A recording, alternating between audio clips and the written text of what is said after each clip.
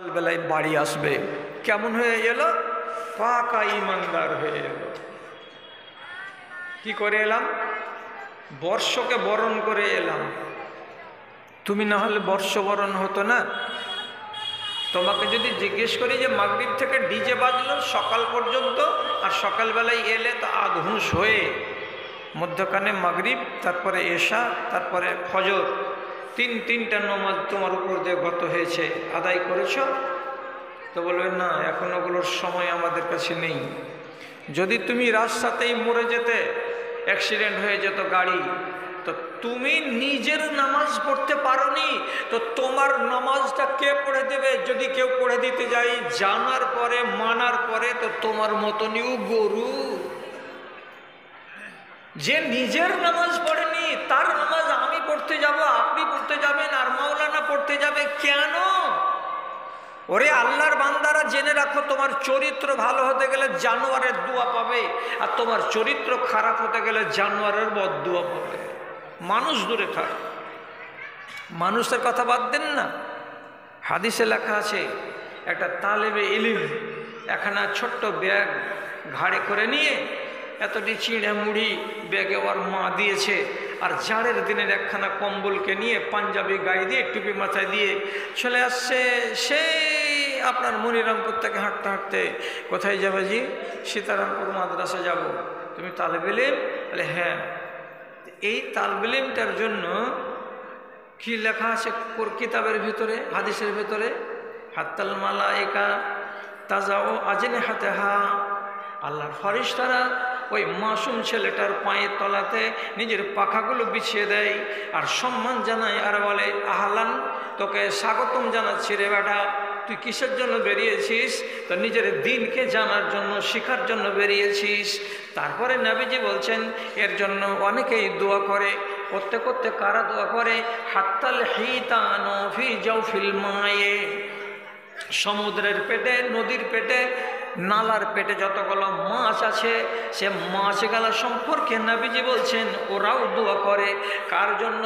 তো আপনারই একটা নাবালক বেটার জন্য, যে বাচ্চাটাকে আপনি ব্যাগের ভেতরে তিনখানা কিতাব দিয়েছেন, আম্মা পাড়া আর একটা উর্দু কিতাব আর আরবি কিতাব দিয়ে মাদ্রাসার দিকে রওনা করেছেন। কেন? যে এই ছেলেটা দিন শিখবে বলে বেরিয়েছে। এর জন্য কি করে? আল্লাহর মাখলুক দোয়া করে। আর ব্যবহারটা যদি খারাপ হয়ে যায়, তো মাওলানার দিকে তাকান, যারা সভাপতি আছেন তারা কি বলে? রাসূলুল্লাহর সম্বন্ধে একটা লাশ চলে যাচ্ছে, লাশটা যখন গেল তখন নবীজি জিজ্ঞেস করে বলছেন মুস্তারিহুন আও মুস্তারাহুন, এই যে লাশটা চলে যাচ্ছে, তাঁবুতে করে নিয়ে যাচ্ছে লোকেরা, লোকটা আরাম পেয়ে গেল না লোকটা আরাম দিয়ে গেল? কথা বুঝেন? লোকটা আরাম পেয়ে গেল না লোকটা আরাম দিয়ে গেল? এর মানেটা কি? লোকটা যদি দিনদার হয়, ইমানদার হয়, তাহলে দিনদার মানুষের জন্য এটা দুনিয়া নয়। এখান থেকে সে চলে গেল মানে আরাম পেয়ে গেল, সে আরামের জায়গায় চলে গেল। আর লোকটা যদি বদ হয়, লম্পট হয়, মদখোর হয়, মাগিবাজ হয়, শয়তান টাইপের হয়, তো রাসূলুল্লাহ বলছেন মুস্তারাহুন, সে মুস্তারিহুন, আরাম দিয়ে গেল। মানে কি? দেশের মানুষ আরাম পেয়ে গেল। কে মারা গেছে? তো উত্তর মাথার উমুকের বেটা লম্পট মারা গেছে। কে মারা গেছে? তো উমুকের বেটা ডান পিঠে চোরটা মারা গেছে। যেই এলাকার মানুষেরা ওর ব্যবহারে অতিষ্ঠ হয়েছিল, ওর ব্যবহারে সন্তুষ্ট ছিল না, তার জন্য ও মানুষটা যখন মরে যায় তখন দেশের মানুষকে আরাম দিয়ে যায়। তখনই বলা হচ্ছে, নবীজি বলছেন যখন এইরকম লম্পট মরে যায় তখন আল্লাহর মাখলুক, গরু, ছাগল, ভেড়া, এরা সব নিজের নিজের জবান খুলে খুলে আনন্দ প্রকাশ করে আর বলে শুনেছি সে আমার মালিক শয়তানটা মরে গেছে। আরেকটা জানোয়ারকে নিজের ভাষায় ডেকে ডেকে বলে, আর জানো আমাদের টোলার অমুক 26টা মারা গেছে, তুমি আনন্দিত হয়ে যাও। তাহলে একটা মানুষ মারা যাচ্ছে তো তার জন্য আল্লাহর মাখলুকগুলো, জানোয়ারগুলো পর্যন্ত বদদুয়া করছে। আবার একটা ছেলে এমন কাজে বেরিয়ে যাচ্ছে যে তার জন্য আল্লাহর মাখলুকেরা ভালো দোয়া করছে। কেন? এটা ব্যবহারের জন্য। তাহলে মানুষের চরিত্র যখন খারাপ হতে হতে নিচে চলে যাবে, তখন উল্টা সফর আল্লাহ তাআলা শুরু করে দেবেন। এখন চোখ দিয়ে আপনাকেও দেখতে হবে, আমাকেও দেখতে হবে দেশের পরিস্থিতিটা কতদূর কি হয়েছে। আমাদের দেশের ছেলেরা কি মারুফ কাকে বলে বুঝতে চেষ্টা করছে? হ্যাঁ, যদি বলেন যে হ্যাঁ বুঝতে চেষ্টা করছে, তাহলে আপনাকে একটা কথা বলতে হবে যে আমরা মৌলানা সাহেবেরা, মৌলভী সাহেবেরা হাজারবার করে বলছি, বিবাহের আগে শ্বশুরের কাছ থেকে টাকা নেওয়া যাবে না। এটা কি এই ইসলামপুর এলাকায়, সীতারামপুরের এলাকায় দিনের দিন আস্তে আস্তে করে কমছে না দিনের দিন আস্তে আস্তে করে বাড়ছে? যদি আপনি জবাব দেন যে আস্তে আস্তে করে বাড়ছে, তাহলে জেনে নিতে হবে যে দেশের মাটিতে মুনকার বাড়ছে আর মারুফ কমে যাচ্ছে। আবার জিজ্ঞাসা করে বলছি, আমি হাজারবার বলেছি, যে কোনো আলেমেরাও হাজারবার করে বলে কি, একটা হলো চলমান নেকি আর একটা হলো চলমান পাপ।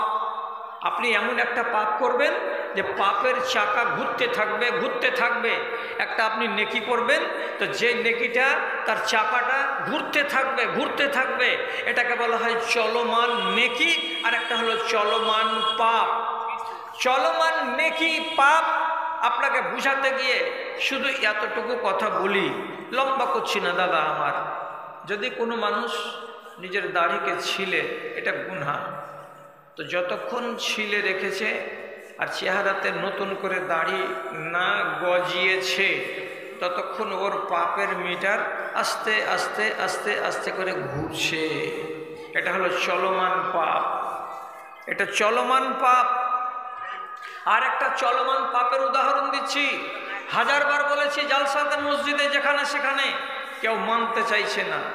যদি নিজের বাপকে না বলে কোনো নারী বিবাহ করে, এটা বিবাহ নয়।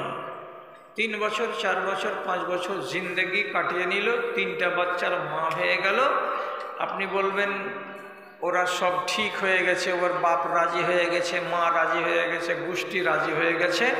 আল্লাহর কসম, যেদিন বিবাহটা হচ্ছিল সেদিন বাবা নারাজ ছিল, কাজে এই বিবাহটা পবিত্র নয়, এটা হলো হারাম বিবাহ। আর যে কটা বাচ্চা পয়দা হয়েছে সেটি হচ্ছে জারজ বাচ্চা। আজ এই মাত্র 2 দিনের কথা বলছি, ইসলামপুর থানা থেকে আমার কাছে ফোন এসেছে, 11 বছর হয়ে গেল, 3টা বাচ্চার মা বাবা। এখন ওরা বলছে আমাদের কোনো উপায় আছে?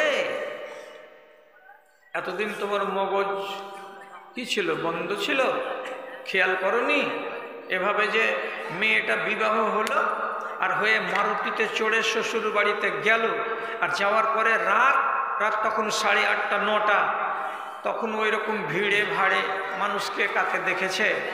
উল্টো দিক দিয়ে বাড়ির পিছন সাইড দিয়ে মেয়েটি বেরিয়ে গিয়ে মেন রোডের কাছে ওর আজ্ঞার প্রেমিককে ডেকেছে, ডেকে বলছে আমি এত দূর চলে এসেছি, এই জায়গাতে আমি আছি, তুমি তাড়াতাড়ি করে এসো। এ বেচারি এখানে বিবাহ করে নিয়ে আনন্দে গলিতে সবারই সঙ্গে খালি আসসালামু আলাইকুম সালাম আলাইকুম করে বেড়াচ্ছে, আর বাড়ির উল্টো দিক দিয়ে ওর বাড়িওয়ালি ওর লাভারের সঙ্গে রাতারাত পাত্তা। বহু কয়ে বহুকে খুঁজে পাওয়া গেল না। সকালবেলায় এলান হলো, ও ওর নিজের যেখানে পছন্দ ছিল সেখানেও চলে গেছে। ই কী করবে? হাত চুলকাতে চুলকাতে বলছে যে যা হওয়ার হয়ে গেছে, সব টাকাটি বরবাদ। ছাড়ানো হলো না, ছুড়ানো হলো না, ওই লোকটার বাড়িতে জীবন কাটছে আজকে 11 বছর, 3টা বাচ্চার মা বাবা। এখন বলছে কোনো উপায় আছে? মাওলানারা যদি মাথাটাকে ঠেকে দেওয়া বলেন যে 1 লাখ টাকা দিছি, আপনি এটাকে কোনো রকম করে হালাল করে দেন তো। আল্লাহর কসম খেয়ে বলছি, মাথাকে ঠুকে দিয়ে আবার নতুন মাথা লাগাবেন, ফের ওটাকে ঠুকবেন, ভাঙবেন, তবুও এর কোনো পথ নাই। পথ একটাই, যেটি ছেলে হয়ে গেছে সেটি জারোয়া, আর যেটি হয়নি আগামীতে হবে সেটিকে হালাল করতে গেলে আজকে জুতা খাও, আর খাওয়ার পরে নতুন করে তোমাকে ইদ্যত কাটতে হবে, আর কাটার পরে এই ছেলেটাকে বিয়ে করতে হবে।